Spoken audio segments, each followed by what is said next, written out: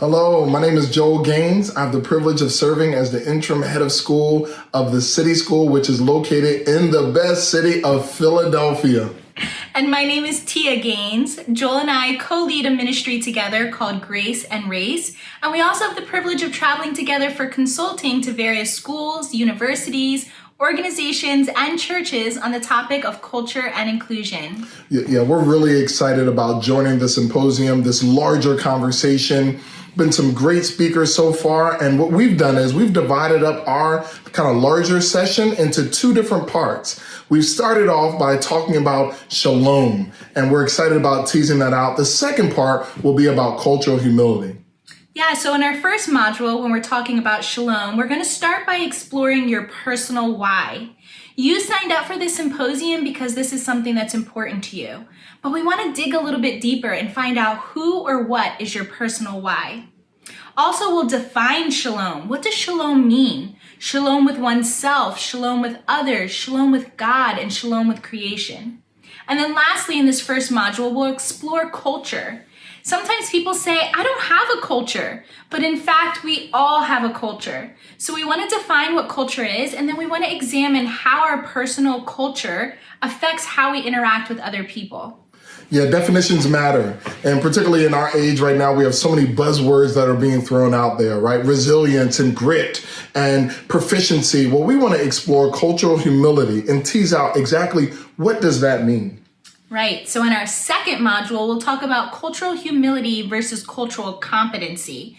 And we'll actually spend some time defining 3 levels of racism. Now, I know talking about racism can be a little tricky. The big R word is really hard to talk about. But I hope that you can keep an open heart and an open mind as we explore these different layers of racism, and we'll also talk about our personal biases. We all have biases. And so by talking about it, defining it, explaining it, and exploring it, it really helps us have the tools and strategies we need to interact with other people.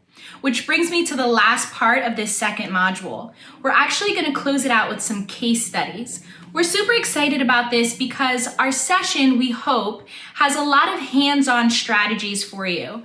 We're hoping that you're able to use it for application for your context. So as we're talking about these terms and we're practicing using them, you'll have an opportunity to explore what they look like in these case studies before taking them back to your own context.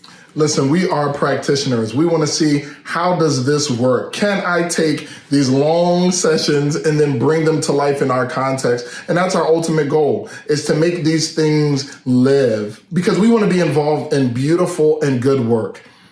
It's the reason why we have Micah 6:8 being our kind of ministry verse. We want to do and pursue justice. We want in love kindness and love mercy. And then ultimately, we want to do it in a humble way. We want to do it in a humble way before our God. So we are excited to invite you into our conversation, for us to join your conversation, and so that we can learn from each other as we explore cultural humility and also shalom. We're super excited about joining you in this work. Thanks, everyone.